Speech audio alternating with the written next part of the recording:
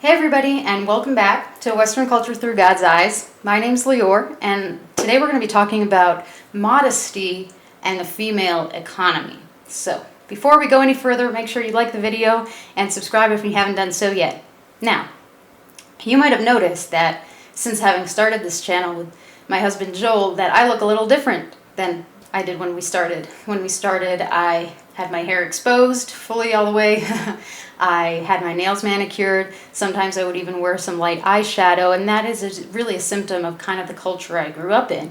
And as I was really scrutinizing my thoughts, practicing introspection and delving into the Word more and seeing the world around me, I've taken those things away, and I'm going to kind of walk you through my personal journey. I don't really like that term, but my personal thoughts as it led me to dressing more modestly, which is really a stark difference when you go out into society now and walk around. You can tell that that's not on the forefront of a lot of people's mind. So this all started when we went to the Bible Museum. It's a big museum in Washington, D.C., not claiming any sort of like overt theology claim. It's just a history of the Bible, very aesthetic and visual centered. And I noticed a lot of people there from different denominations and different walks of life, but I could tell that there were different women that took the words of the Bible more seriously than others based on how they presented themselves. Oh my gosh, Lior, don't judge a book by its cover, right? Well, that is a faux, honestly evil saying that only bad books say stuff like that, okay? So everybody judges a book by its cover. Everybody is judging a person based on how they present themselves, and women in particular are very aware of the fact that they are going to be judged by how they present themselves or how they judge others. This is just a faux narrative. If this were true, people like the Talmudic Orthodox Jews, right, they wouldn't be dressing the way they did, or the Mennonites wouldn't be dressing the way they did, or hookers wouldn't dress the way they would, and leftists wouldn't be coloring their hair in like the colors of the rainbow with a septum ring, shaving half their head off, yada yada yada, right? So that is just not true, right? And I could tell that these women, while I was walking through the Bible Museum, I was feeling convicted. I go, oh my goodness, like, I have turned a new leaf in my life, and I am spending a lot of time reading and studying and thinking and looking back on my actions and improving myself to the standard of goodness, the Torah. And I felt convicted. I said, I look like just any other Western woman. I look secular. I look normie. I don't look like some of these other women who I can tell they really adhere to the modesty rules, to the submissive role of a wife, the feminine, the nurturing role that a wife would have. Like, I look like a feminist, for goodness sake. So that's when the gears really started turning, and it was actually myself who suggested to Joel, like, hey, how do you feel about me maybe covering my hair? And he said, this is something that I've noticed, like, women bring up a lot, and why do women feel like they need to cover their hair? And, I don't think men would think so much about it, but for women in particular, like, they are obsessed with their hair. And this dives into a lot of other industries as well, but particularly hair. I think it's probably where it's always been. They comb it for hours, they tender it, they nurture it. It's really a symbol of sensuality. And we have billion-dollar industries that revolve around hair care. You gotta perm it and color it and straighten it and cut it and trim it and dye it and highlights and lowlights and blah, blah, blah, blah, blah. So like, so much time, energy, and money is focused on women's hair and how they present it to the world. Like, if you've been with a woman, who does her hair before they go out, they play with it along, they have tons of products. So, it's really an obsession, and it takes your focus, puts your focus on a really superficial level on the person. And wearing a head cover to me is just a statement like, hey, I don't care that much about my hair, and Neither should you. You should actually care about what's under my hair, in my brain, and in my heart brain, and you should be focusing on that, and I should be focusing on that. I shouldn't be so concerned with how people, if people think that I'm fitting their modern Western standard of fashion. And gosh, like so many thoughts going through my head, but really it's a self-sabotaging industry too when you think about it. Like, the more products like these that you put on your hair, it's telling you, you will be beautiful if you do this, you will be beautiful if you do that, but it actually diminishes the health of your vessel and makes you ugly. So these industries are not looking for the long-term well-being and beauty of this person. They're kind of like the health industry, where they're relying on your dependency to be fulfilled. And yeah, this ties into, eyelashes, nails, butt lifts, lip injections, Botox, makeup. Oh my gosh, how much time do women spend on makeup? And I felt, inclined to maybe say, well, I'm just wearing a little bit of eyeshadow. I'm not doing like fake eyelashes, and I don't spend a lot of time in front of the mirror like most. And so, right, coming back, like I don't wear a head cover because I think it's a sin to show my hair. It's not like it will diminish from my glory, or I will become less holy if other people see my hair. It's nothing like that. It's really just because I think it's virtuous to focus on things that aren't external, that are internal.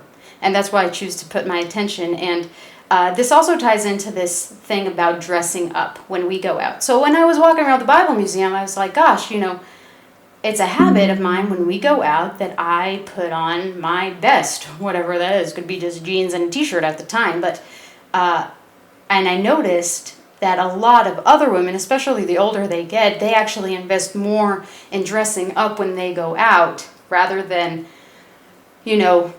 dressing down, which is what I really call it. So when it's partially because a lot of them are like spinsters, they're single in their 50s, a totally modern phenomenon that never existed in all of history. But when you're going out, you should not be wanting to attract attention from other people. That should be the farthest thing from your mind. You should be going out with your husband and sharing that time and making precious memories together. But when Western women go out, they dress to the nines. And I was thinking to myself, why is this? What is this with this obsession with hair and with makeup and getting ready? And we're going out. When women are at home, they wear their pajamas. They're dressed in sweatpants. They wear their husband's shirts, what have you. They're not wearing makeup. They don't jump out of bed and put on a face full of makeup so they can cook some breakfast. They don't do that. Why do they do that when they go out? They do that because of covetousness. They want men to covet them. They want women to covet them. This ties in to the economy, right? They want men to say, I want that woman, and they want that wife to say, oh my gosh, I want to be that woman. So that's why women invest so much in their looks. It's really an overcompensating gesture, and women, the great artists of overcompensation. So we really should encourage and learn how to age gracefully. And so when you go out, you should really dress down. You should dress your best or your most eye-catching, as it were, when you're at home in the privacy with your husband. That's the person that you should be dressing up for or enticing with your appearance, not the lot, right? So these are some of the reasons where I was like, hey, I should really scrutinize my own behavior in this regard, especially if I'm going to be talking about it.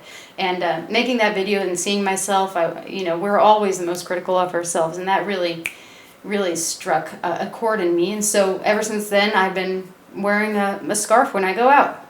And I don't think you're evil if you don't do that, but I do think it's virtuous, and I encourage you to do that. And this ties down to the economy. So women are obsessed with self-care. Self-care for your hair, self-care for your skin, self-care for the spa, the nails, foot rubs, go on and on and on. Men really don't have this industry catered to them at all, even though they're trying to But this is just like an empty hole that women, it's these industries cater to women because they know it's an empty hole that can always be filled. Buy our new skincare. It's going to make you feel amazing. Okay, I'm going to buy the skincare, and do I feel amazing yet? No, I don't.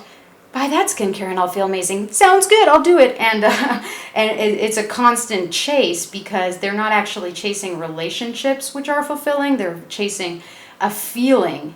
And feelings are fleeting at all times, but because, women are very flippant with their emotions, like that's why these industries cater to women. They would not be able to succeed without the female dollar. The female dollar is what's fueling so many of these industries.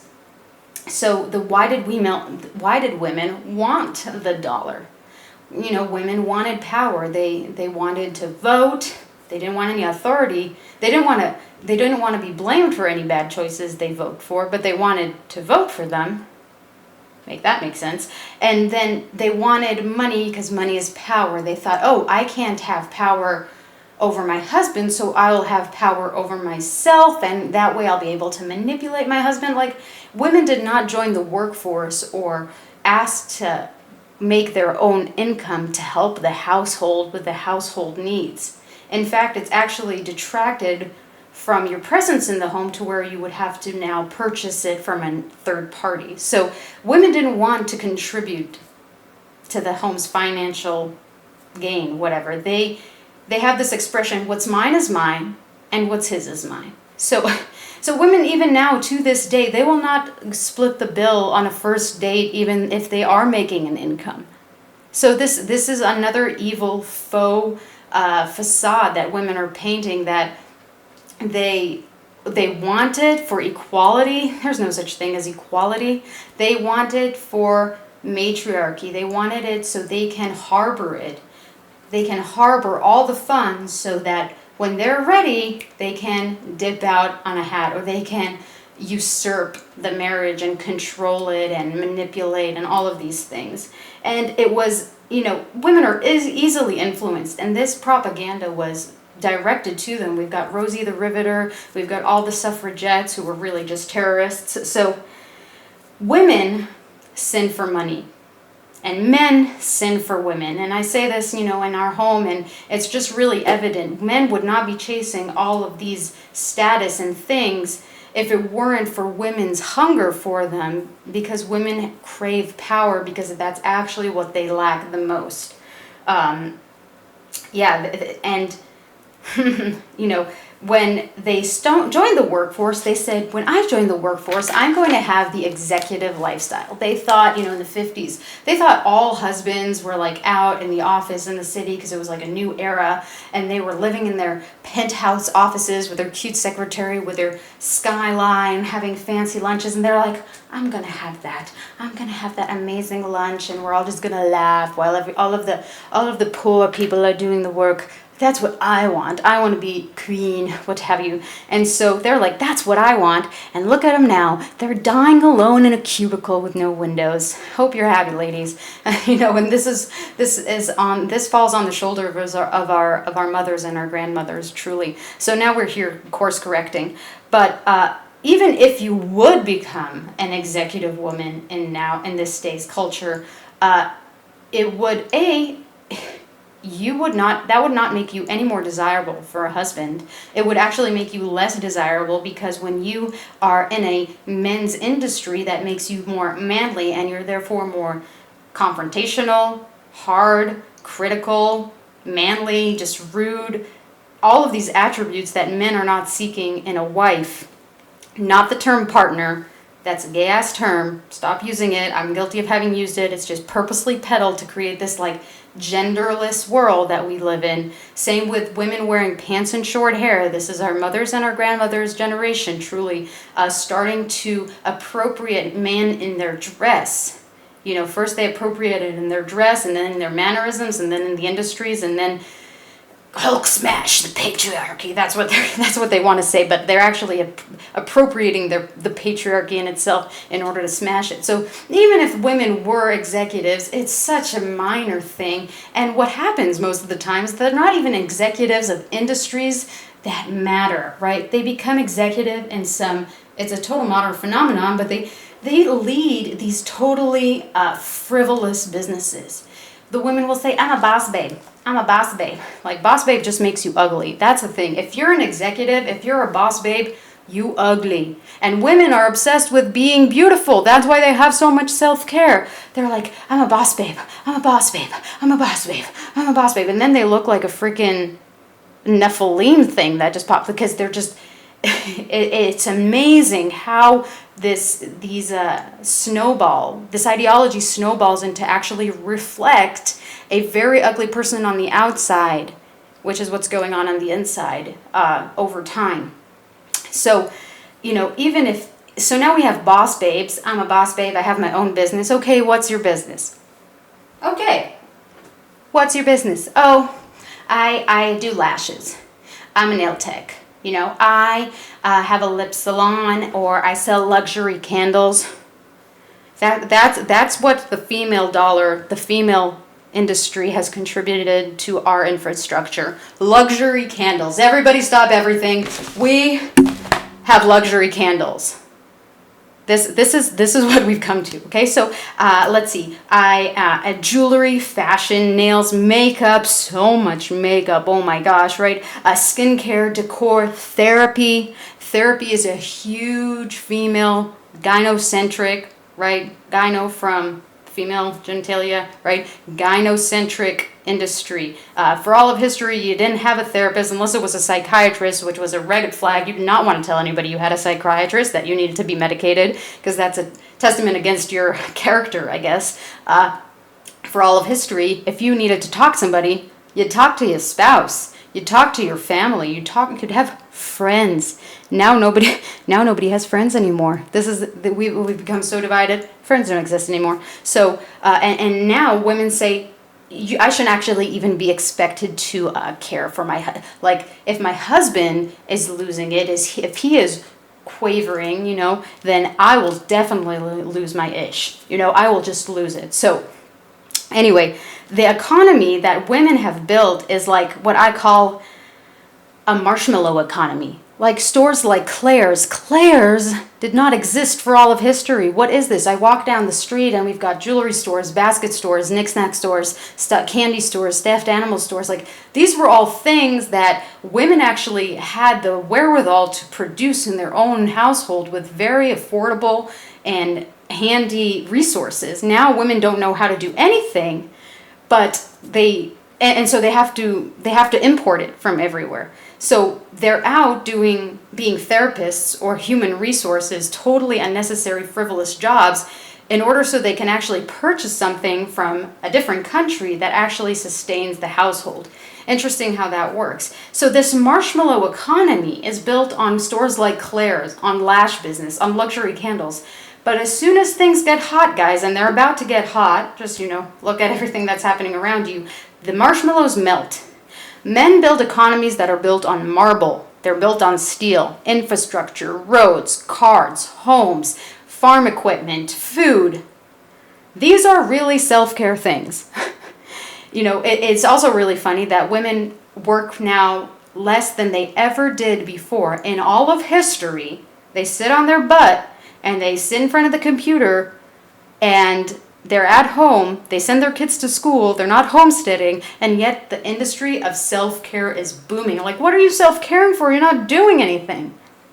Okay, so that's another thing. And that's the thing, we are now built on an economy. The United States is built on an economy that is going to melt. Marshmallow economy. Therapists, human resources, Claire's, candle shops, soap shop, basket shops, blah, blah, blah, blah, blah, blah, blah, blah, blah. All stuff you use to maintain yourself. A pioneer culture is what America used to be. And now, as soon as things gets hot, it's going to melt, and it's going to collapse, and it's going to fall on the men. And so this is like a cautionary preventative video, guys. Wake up, because it's if you don't stop women from usurping, right, appropriating these workforces in the name of diversity and equity and whatever, then you're either going to have to deal with it now before the caca hits the fan, or you're going to have to deal with it in a state of poverty. And that's the thing. Poverty leads to lawlessness, and lawlessness leads to the lake of fire. So we want to prevent this country from living in poverty, right? And so by preventing us from reaching a point of such distraught, we need to remove women from the workforce. We need to bring back men of marble, men of steel, right? Women shouldn't work because what's mine is mine and what's his is mine. They're very selfish with their money. They file for bankruptcy more than any other gender demographic in the country, right? They spend it impulsively, and that's why we have a marshmallow economy. They they later vote for men. They vote for people. This is really funny. They vote for men who earn more to pay for their bad mistakes or their bad business choices, and they flood the economy to where every job is therefore less valuable. And this is another thing. Women shouldn't be in the workforce because they demand men to make more than them, or else they won't engage with them. So how are you competing with men, flooding the workforce, competing with them, and then demanding more of them? It just doesn't make sense. This is why women, again, they self-sabotage themselves. They don't have foresight. They're very short-sighted. And if the woman is in the workforce, you are increasing the likelihood that there's going to be adultery because she is surrounding herself by other men that she is looking up to, right? That she's spending actually probably the majority of her time around. And women, the hormones fluctuate very frequently. She can have a pheromone influx and see this man in a new light. It makes them irritable. It makes them neglect their home and their husband. They don't have energy to be intimate anymore. And it makes you actually have to import a lot of the resources that a wife would otherwise provide, like childcare, cooking, yada, yada, yada, cleaning, all of these things. So,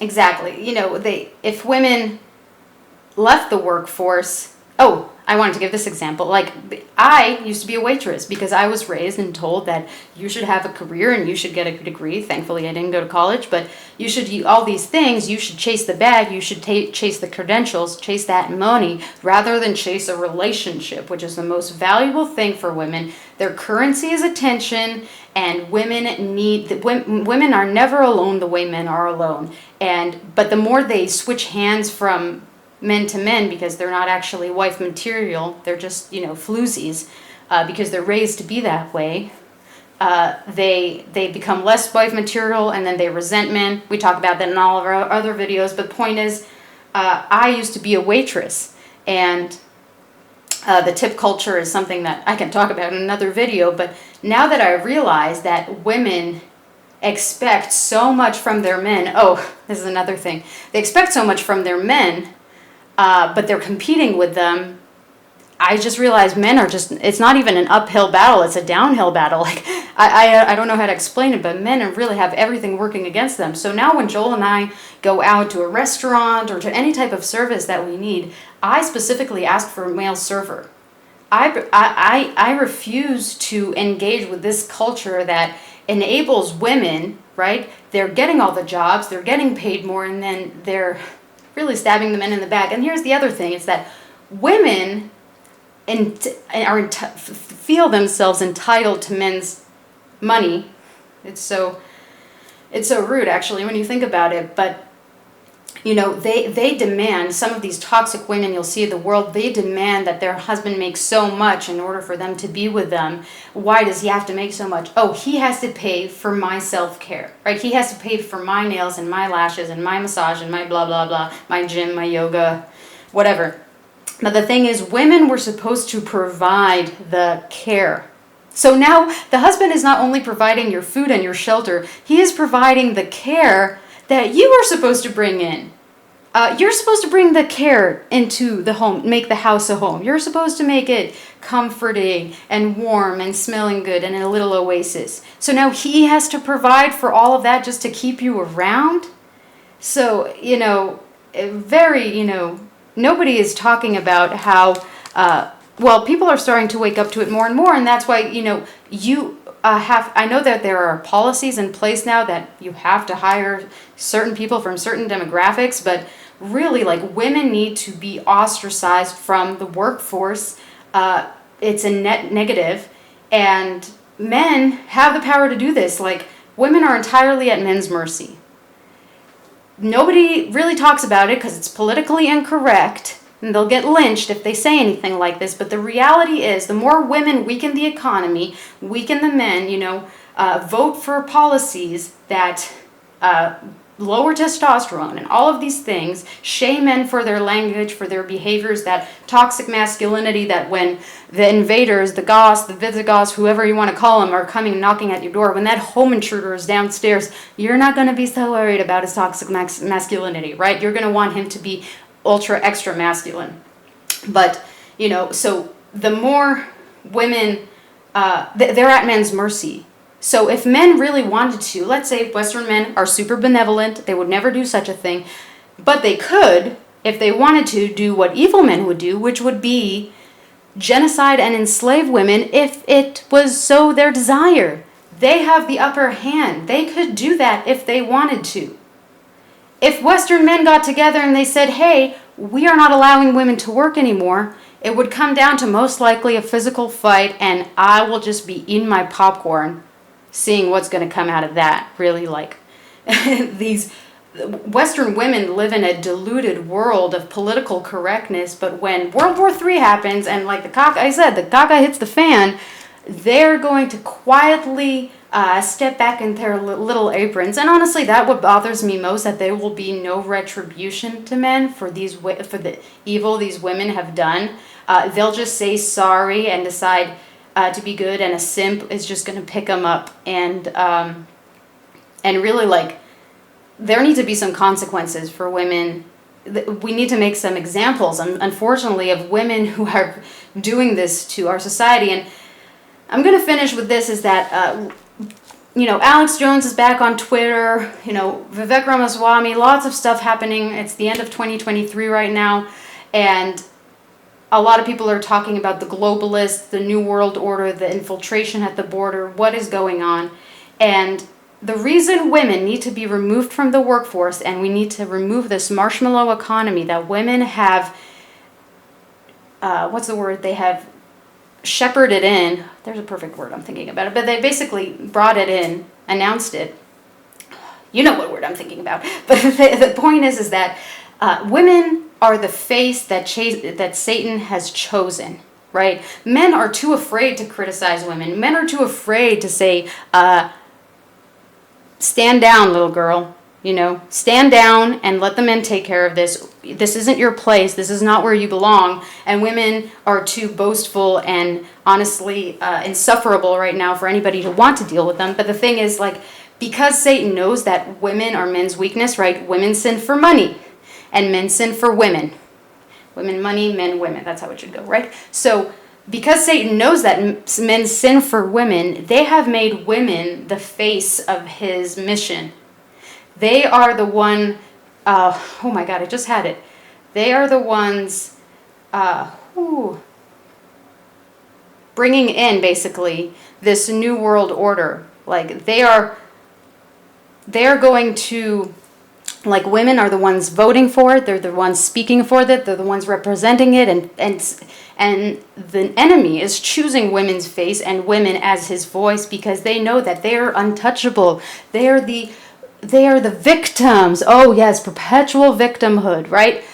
They know what they're doing. They don't care. Joel and I share it all the time about women dressed in like serpents, etc., etc., etc. So women know what they're doing. They are not victims. Maybe they're victims of their own ignorance and their own stupidity, but they know evil when they see it, and they choose it regardless. So, oh my gosh, it came to me. Ushering. Thanks. Women are ushering in the New World Order. They are the usherers. They are the MC. They are the face of it. And again, like, there's nothing wrong with criticizing women, But what about the men, though? Men need to criticize women more. That's my criticism for men. That's my criticism for men, is that men need to criticize women for, and unfortunately women are more inclined to hostility, and they actually lunge at men more frequently than men would otherwise. That if a woman attacks you, it should be totally within your rights to defend yourself, and that's the reality that many men have already experienced, and they're afraid to defend themselves. It's really clown world that we're living in right now. But a lot of this happened. The reason women are so happy to usher in the new world order, it's because they're covetous of the limelight. That's what it's been for all of history, is that women were actually invisible. You could tell a woman did her job by the happiness of the family, by the bonding and the love and the happiness that the family will. You could tell a man was doing his job because the family wasn't starving, begging by the side of the road. They were healthy and they were safe, okay? And they were smart, right? They spoke in an educated manner. Man's doing his job. Woman's doing her job. Everybody is clean, and everybody is happy, right? It is totally underrated how much a mother and a wife, sets the tone for the household. When women say, "We've been fighting," nah, you've been fighting, ma'am. You have been fighting. And we are at an age where it's frowned upon to hold your tongue, but it's really an art to know when to hold your tongue. Disney has told us, "But my voice, Ariel, my voice, no." Just sometimes it's best to just say nothing rather than provoke the household, and it's women really play a huge role in the happiness of the home. So it's not happy wife, happy life. It's happy. What's a happy man, happy clan is what they call it. But the thing is that we've also had this egalitarian, that Christ is the center of, Christians will say Christ is the center of the marriage, man, women, and Christ. But it's all of the Bible and all of history and all of our picture creation design is about a hierarchy. Child, women, men, Yahuwah, right? It's a hierarchy. It's not a egalitarian. It's not a pyramid. It's not a pyramid, right? We know what pyramids are. It's not that. It's a hierarchy. It's going up. So you are to cater to your husband, and your husband is to cater to Yahuwah, and that wisdom is shared with the family. So again, lessons from the video. Step down, women. You're not stepping up and bringing your husband up. If you want to bring your husband up, you step down, and that inspires men to step up to the plate. And children see this. Children, men, women often rise to an opportunity when they're in an environment that nurtures it, right? So step down. Dress down when you go out. Modestly. Do not adorn your figure. I think it was Timothy. We're going to show you some verses. First Timothy 2:8 and 1 Peter 3:34. Also, 1 Timothy is also, I want the women to dress modestly with decency and propriety, not adorning with themselves with elaborate hairstyles or gold or pearls or expensive clothes, right? But with good deeds, appropriate for women who profess the glory of Yahuwah. Okay, good deeds, ladies. What you wear demonstrates what your intentions are, right? And 1 Peter says, your beauty should not come from an outward adornment, such as elaborate hairstyles and the wearing of gold jewelry or fine clothes.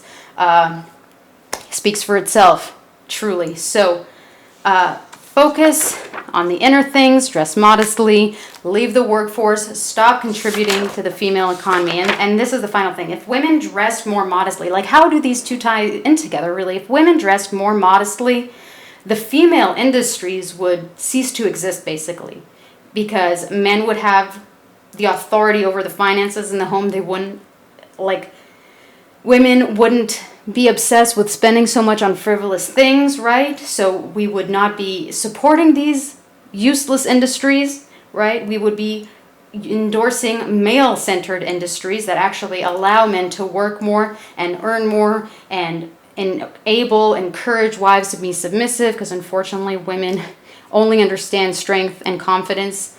They can say a lot with their mouths, but their deeds really show that women primarily respond to power and strength, which is why they covet it so much, because they don't have it. So we would be spending more of our money in male-centered industries: marble, steel, infrastructure, vehicles, roads, all of those things, and we would be leading us less into a poverty environment and more into a stable environment. This isn't a prosperity gospel, a prosperity message, whatever.